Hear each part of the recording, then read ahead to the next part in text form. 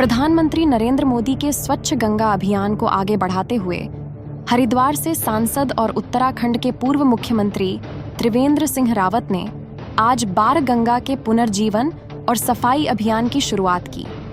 सुल्तानपुर में आयोजित इस अभियान में सैकड़ों स्थानीय लोग, स्कूली छात्र और संत समाज के प्रतिनिधि शामिल हुए। त्रिवेंद्र सिंह रावत ने स्वयं बारह गंगा में उतरकर सफाई की और पश्चिमी वाहिनी गंगा को फिर से अविरल और निर्मल बनाने का संकल्प लिया। उन्होंने कहा कि जल प्रदूषण आज तमाम बीमारियों का कारण है और 60% पेट की बीमारियां अशुद्ध जल के कारण होती हैं। ऐसे में नदियों की स्वच्छता न केवल पर्यावरण बल्कि स्वास्थ्य के लिए भी जरूरी है।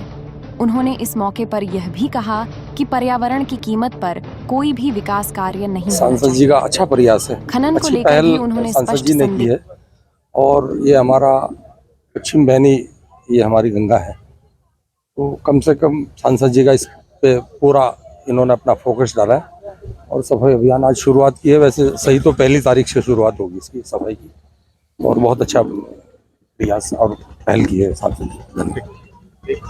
माननीय सांसद त्रिवेंद्र सिंह रावत जी का आभार और धन्यवाद व्यक्त करता हूं कि उनकी यह सोच प्रेरणादायक है और आज उन्होंने ये भगीरथ प्रयास का जो एक मन में संकल्प लिया है और हम सब लोग लक्सर विधानसभा के सभी लोग और अपने गर्ग पीजी कॉलेज से स्टूडेंट और हर्ष विद्या मंदिर से स्टूडेंट सभी आए हैं और आज से सब लोगों ने संकल्प लिया है इस बाण गंगा को दोबारा उज्जवल करने का, और हम सब लोग इसमें सहभागिता करेंगे और एक रिकॉर्ड बनाएंगे और माननीय त्रिवेंद्र सिंह रावत के तत्वाधान में हम इसको स्वच्छ साफ जल से रहित ये गंगा का उद्घोष करेंगे। निश्चित रूप से हमारे हरिद्वार लोकसभा के माननीय त्रिवेंद्र रावत जी सांसद, लोकप्रिय भागीरथी का रूप गंगा पुत्र के रूप में उन्होंने ये संकल्प लिया है कि बाण गंगा यहाँ पर प्राय लुप्त होती चली जा रही थी। अभी हम प्रातः काल आए तो मगरमच्छ जो माँ भगवती गंगा जी का वाहन भी है उनका दर्शन हुआ और यहाँ पर जीव जंतु मछलियों के रूप में बहुत सारे जीव जंतु इसमें हैं और प्राय जब गर्मी आती है तो वो सूख जाती है। तो उन्होंने ये निर्णय लिया कि पश्चिमी वाहिनी जो गंगा है वह पंचलेश्वर महादेव के बिल्कुल सन्निकट है। ऐसे में जीव जंतुओं के साथ हमारे पर्यावरण भी जो दूषित हो रहा है उसके लिए संकल्पबद्ध हैं। मैं लोकप्रिय माननीय सांसद त्रिवेंद्र रावत जी का समस्त भारत साधु समाज की ओर से स्वागत करता हूं, अभिनंदन करता हूं, उनको आशीर्वाद प्रदान करते हैं हम सब लोग। और यह संकल्प आज यहां से प्रारंभ होकर निश्चित रूप से धीरे धीरे हरिद्वार की ओर बढ़ेंगे, जबकि गंगोत्री जी से लेकर गंगा सागर तक की बढ़ना चाहिए।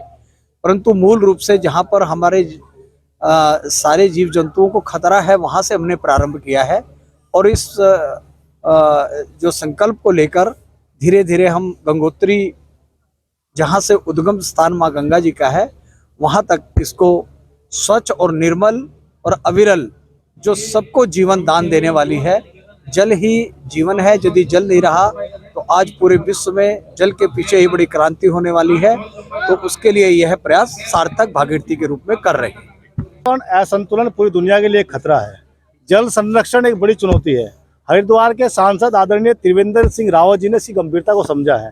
पहले ऐसे सांसद हैं जिन्होंने इस पर एक जो है सार्थक प्रयास किया है। आज ये पश्चिम बहनी बाण गंगा का सफाई अभियान है।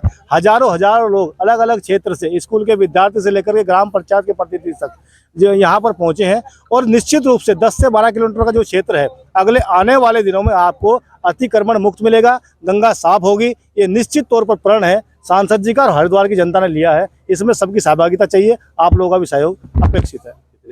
पानी है वो प्रदूषित हो रहा है क्योंकि नदियों का ही पानी हम पीते हैं, चाहे हम उसको अंडरग्राउंड ले रहे हैं या सरफेस ले रहे हैं, हम नदियों का पानी ले रहे हैं और उसके कारण आज पानी जब प्रदूषित होता है तो तमाम तरह की बीमारियां होती हैं।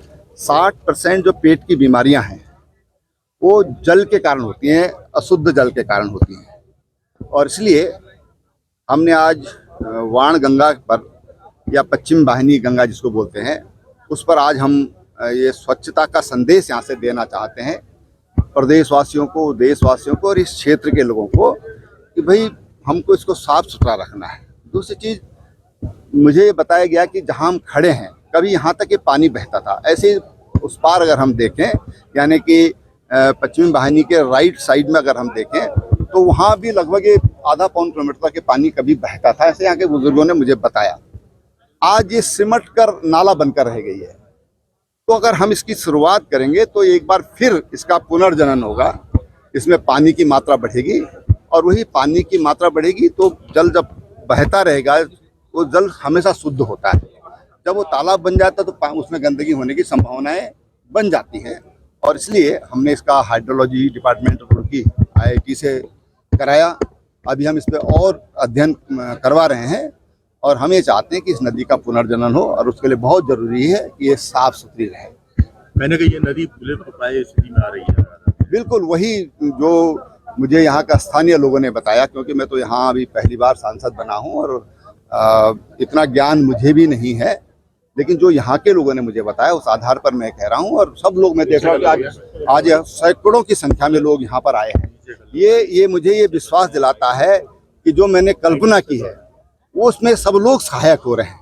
गाँव के देखिए आप सैकड़ों की संख्या में यहाँ पर चारों तरफ लोग आज आए हुए हैं, तो निश्चित रूप से इतने लोगों का संकल्प अगर इससे जुड़ेगा तो ये साफ सुथरी और सदा प्रवाहित होने वाली, बहने वाली ये पश्चिम वाहिनी फिर बनेगी। इस क्षेत्र में जिस तरह से खनन को भी लेकर कभी बहुत ज्यादा समस्या है, उसकी चलते देखिए जो भी कुछ भी है, कोई भी परमिशन है, कोई भी काम है, देखो हमको पर्यावरण की कीमत पर नहीं करना चाहिए।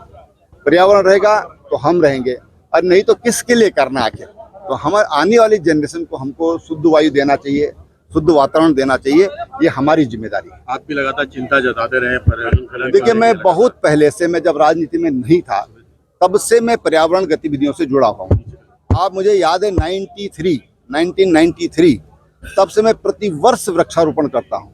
हर वर्ष 2007 में हमने रिस्पना नदी का पुनर्जनन के लिए 67 डेज यानी 2 महीना 7 दिन हमने स्वयं, मैं मिनिस्टर था और मैं स्वयं रिस्पना नदी में उतर करके और हमने सफाई की।